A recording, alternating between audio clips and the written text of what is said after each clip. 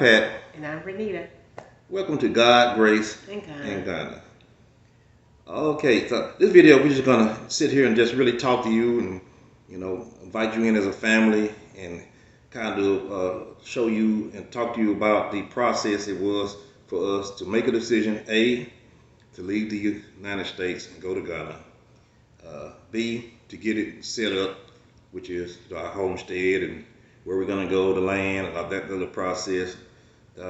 C, the things that we really enjoy about the process so far, and last of all, the things, and D, the things that we're going to miss, and we kind of, I'm not going to say regretting, because we're not going to regret our trip, so at least thus far we're not, but things that are the negative parts of moving away from the United States.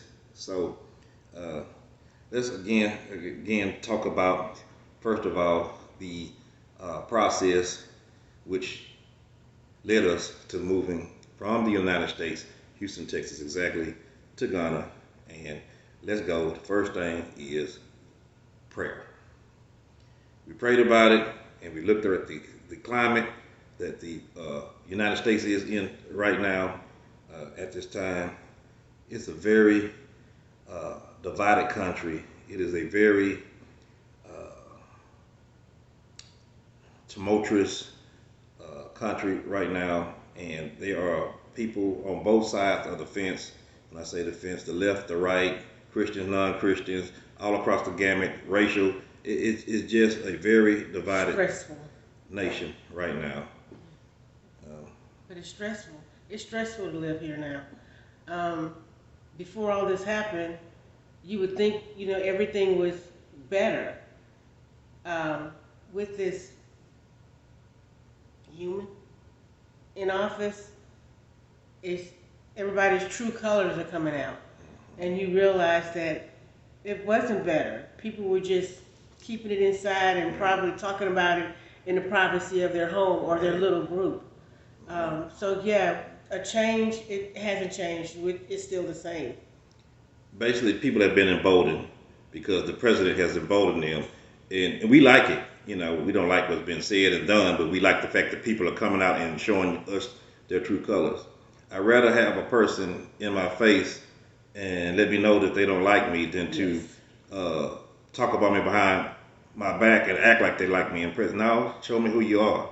And to the credit of the president, people are showing who they are. And for that part, I'm thankful about the nomination. But who people really are, for the most part, we don't like. Who people really are in this nation, we don't like. We really don't care for. I don't know how else to put it. People are hateful, spiteful, racist. I can go down the line, and we, as people who are about to retire, don't have to sit here and put up with it. No. Thank God, He's made it able that we don't have to. Okay. The other thing, money. Yeah, you gotta have money. You can't do anything without it. This person that ran said he's going to cut the price of groceries. It's a beautiful word, groceries. That's what he said. And he said as soon as he get in the office, eggs, and he said eggs is going to go down. Babe, you been shopping. Has eggs went down? No, nothing's going down. And we're talking about the person. You don't have to say it. Yes, baby, you need to say it. This is the same person that says he's a Christian.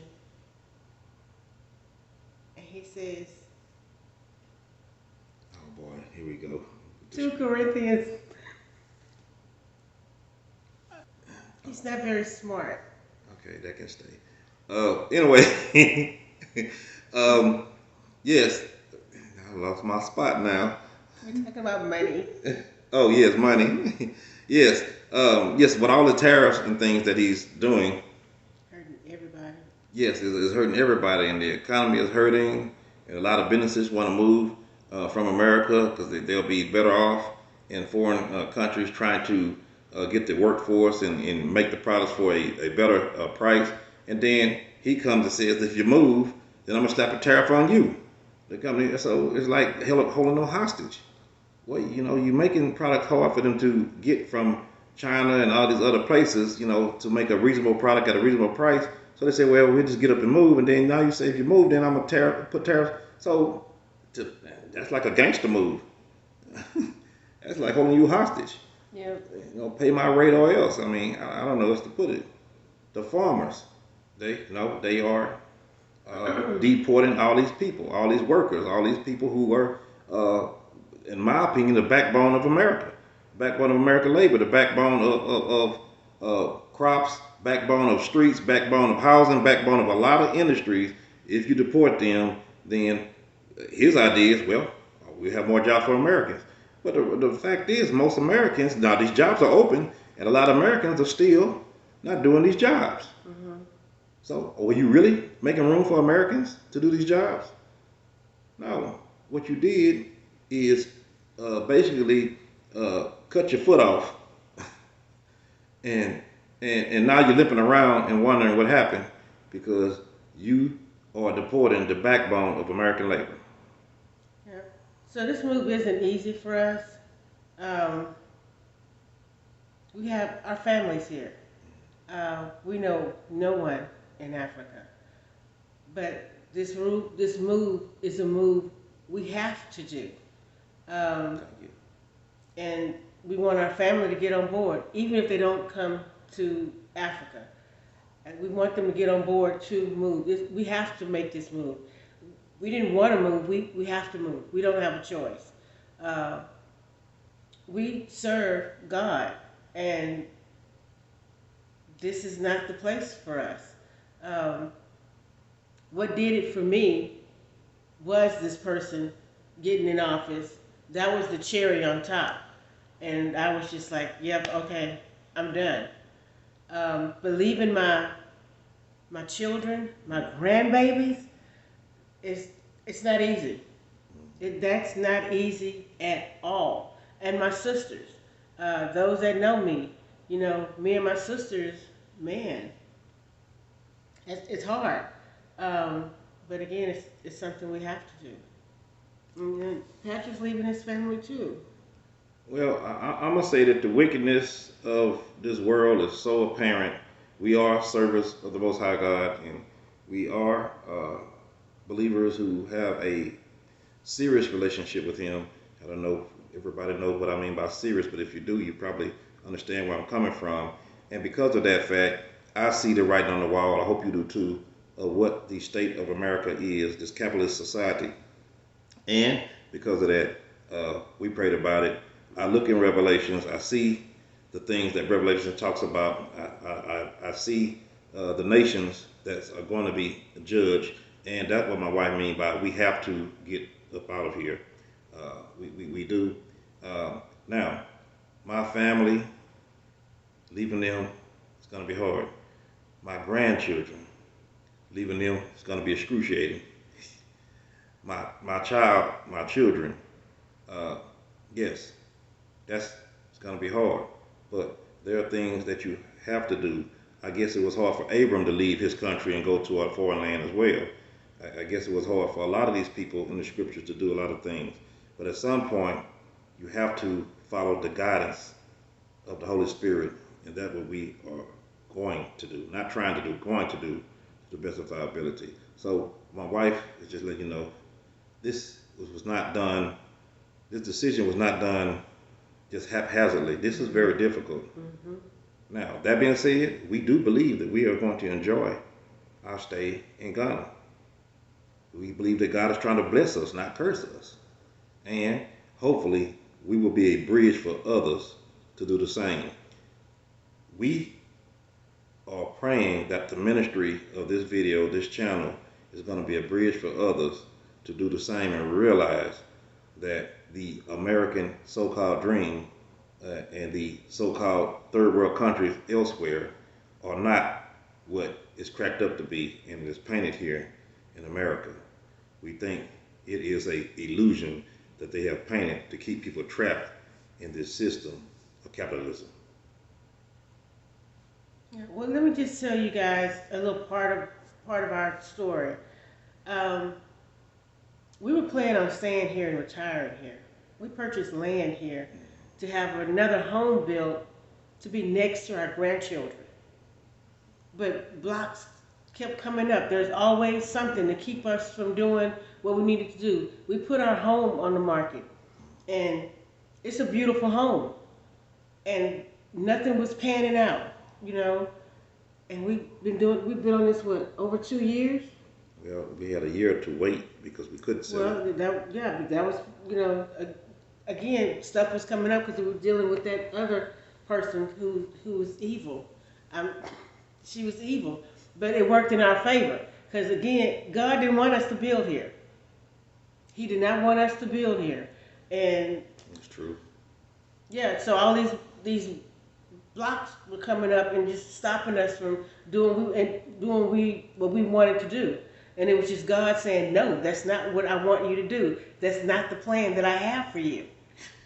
I'm gonna try to explain. We had a realtor that was hired to sell the house. We had a falling out with the realtor. We let the realtor go. The realtor would not let us out of our contract. Therefore, that's what we mean by we had to wait a whole year in order to relist the house on the market because we didn't want, obviously, somebody we are not unhappy with, them to get the commission.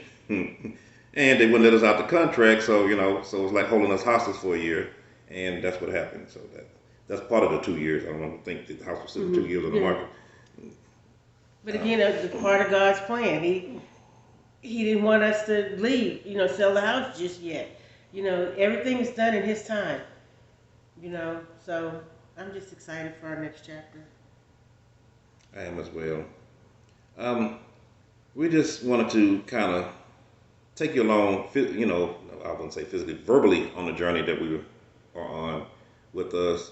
We hope that, you know, you like our content, that you continue to subscribe, you share this, and most of all, to think about some of the reasons and the things we're saying about the reason we're moving and the destination we're moving to.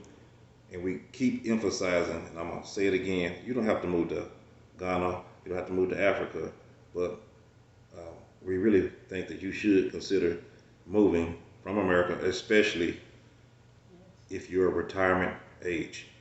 Your money goes further in foreign countries for the most part. And if you have never considered it before, maybe you need to do a little research and see the things that we finally saw. And just be prayerful about it. Yeah. Look, YouTube has a lot of stuff on there. You can do a lot of research on YouTube. If you're considering getting out of this country, you can get on YouTube and pull up whatever country you want to think about visiting or whatever. There's a lot of stuff out there. A lot of good information too. So yeah, I mean, do it. We live in an age where cameras are everywhere, so therefore, through the eyes of other tourists, other flyers, other expats and things like that, you can see a whole lot in your living room or on your cell phone, on your tablet. And you can go and experience a lot of places, but not experiencing a lot of places. And enough that you can make a informed decision. And then the next step would be to obviously go physically, you know, pick one and then go physically visit. Yeah. I enjoyed our visit. All right, we did. That was a nail in the coffin, and I don't know if y'all seen the video. We had a video. You can see the sun is right there in our face. So we're going to conclude this. But we had a video, a visit to Ghana that sealed the deal. We already prayed, we already did everything. But once we met Raw Kingdom Estate, once we met the nice Ghanaian people, once we tasted the food, once we experienced the love of the motherland, it was a wrap. Yeah, it's a done deal. We love y'all.